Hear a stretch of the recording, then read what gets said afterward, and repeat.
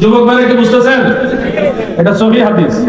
উঁচু কবর পেলে ভেঙে সমান করে দিতে হবে, আর মূর্তি পেলে সেটাও ভেঙে চুরমার করে দিতে হবে। এটা আল্লাহ রাসূলের আদেশ। এই হাদিস নিশ্চয় আমার যুবক ভাইরা শুনছেন কিনা? যুবক ভাইরা একটু কথা বলেন, শুনছেন কিনা?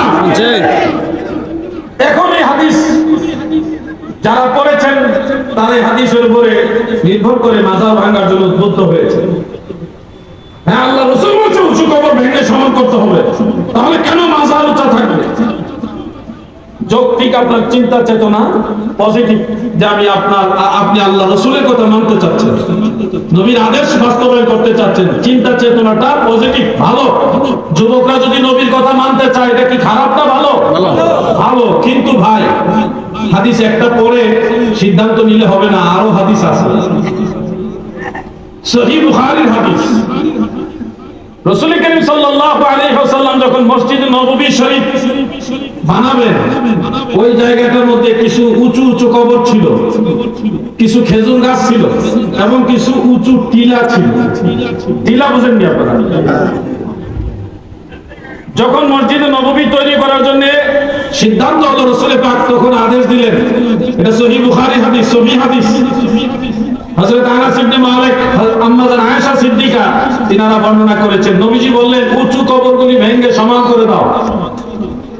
খেজুর গাছগুলি কেটে মসজিদের পিলারের কাজে লাগানোর জন্য নবীজি নির্দেশ দিয়েছিলেন, আর উঁচু টিলাগুলিও সমান করে আদেশ নবীজি দিলেন। এই যে উঁচু কবরগুলো কোন মুসলমানের ছিল না, এগুলি ছিল ইয়াহুদ এবং নাসারা যারা মুশরিক, তাদের উঁচা উঁচা কবর ছিল। আমি নিজ চোখে ফিলিস্তিন দেখেছি, মসজিদুল আকসার পাশে মাউন্ট অলিভ নামে একটা পাহাড় আছে, মানে ওয়াত্তিন ওয়াজ্জাইতুন। এই যে সূরা ৩ এর শুরুতে দুইটা ফলের কথা এখানে আছে, তিন এবং জৈতুন। তো এই যে মাউন্ট অলিভ বা সেটার নাম হলো জাবালে তিন, জাবালে তিন। এই তিন পর্বতটাকে ইহুদিরা খুব বরকতে, তাদের জন্য একটা অনেক ইম্পর্টেন্ট পর্বত মনে করে। আমরা সেই পাহাড় উঠেছি, উঠে ওখান থেকে পুরো জেরুজালেম শহরটা, মসজিদুল আকসা সহ সবকিছু ওই পাহাড়ের উপর থেকে দেখা যায়। এই পাহাড়ের উপরে তিন ফল গাছ ভর্তি। এই পাহাড়ের একটু পাদদেশে দেখলাম ইহুদি মুশরিক যারা, তাদের অনেক অসংখ্য উঁচা উঁচা কবর, অসংখ্য উঁচু উঁচু কবর। আমি কারোর কাছ থেকে শুনে বলতেছি না, আমি নিজের চোখে দেখে বলতেছি। আমার কাছে ভিডিও, নিজের হাতে ভিডিও করা এমন ভিডিও বার্তা আছে, আমি দেখাতে পারবো ইনশাআল্লাহ। এই ধরনের ইহুদিদের উঁচু উঁচু কবর ফিলিস্তিনে যেমন আছে, ওই সময় মদিনাতেও ছিল। মুশরিকদের উঁচা উঁচা কবর ছিল। আল্লাহ রাসূল সাল্লাল্লাহু আলাইহি ওয়াসাল্লাম বললেন, হে আমার সাহাবারা, এই উঁচু কবরগুলি ভেঙে সমান করে দাও। আর একটু সহজ করে বলি, ইসলামের প্রথম দিকে মুসলমানদের কোনো কবরস্থান ছিল না, কারণ মুসলমান মক্কা জীবনে যতদিন ছিল, 13 বছর মধ্যে মক্কাতে নবীজি ছিলেন। মক্কা জীবনে সাহাবীদেরকে যেখানে পাইছে আবু জাহেলের দলেরা, সেখানে সাহাবীদের অত্যাচার করছে, অনেককে শহীদ করে দিয়েছে। কেউ মারা গেলে জান্নাতুল মুআল্লা যে কবরস্থান, ওখানে দাফন করতে দিত না। প্রভাবশালী লোক হলে পারতো, নাইলে পারতো না, ওই বিভিন্ন জায়গায় দাফন করা লাগতো। এমনকি মক্কাবাসীর অত্যাচারে আপনি কবরস্থান বানাইবেন তো দূরের কথা, মুসলমানরা মক্কা শরীফে টিকে থাকাটাই তাদের জন্য কঠিন ব্যাপার হয়ে গেছে। দলে দলে আল্লাহ রাসূল সাহাবীদেরকে বিভিন্ন রাষ্ট্রে, আবিসিনিয়া সহ বিভিন্ন জায়গায় হিজরত করাইছে। জানা আছে কিনা আপনাদের কথাগুলো? সর্বশেষ 13 বছরের মাথায় শেরে খোদা মাওলানা আলী রাদিয়াল্লাহু আনহুকে বিছানার মধ্যে শোয়াই আবু বকর সিদ্দিক রাদিয়াল্লাহু আনহুকে সফর সঙ্গী বানায়া দয়াল নবীজি নিজেই মদিনা মুনাওয়ারায় হিজরত করেছেন। তার মানে বোঝা যাচ্ছে ইসলাম প্রচারের যে মেইন 13 বছর, মূল 13 বছর, ওই সময় নামাজই পড়া লাগতো লুকায়া লুকায়া, প্রকাশ্যে আযান দেওয়া যাইতো না। একটা লম্বা সময় গেছে, আযান দেওয়া যাইতো না, লুকিয়ে লুকিয়ে নামাজ পড়া লাগতো। তার মানে বোঝা যাচ্ছে ওই সময়টা কবরস্থান বানাইবেন তো পরের কথা, আপনি তো নামাজই পড়তে পারছেন না।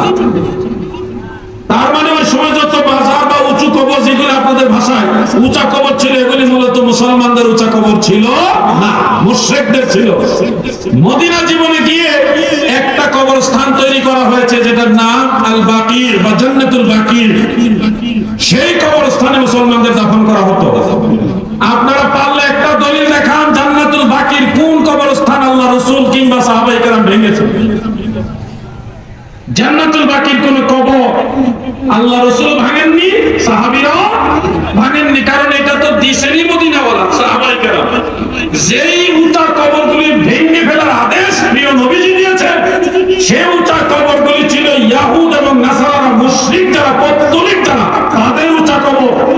মদিনার আনাচে কানাচে বেশ কয়েকটা গোত্র ছিল, ইহুদি গোত্র, মুশরিকদের অনেকগুলি গোত্র ছিল, তাদের উঁচা উঁচা কবর ছিল।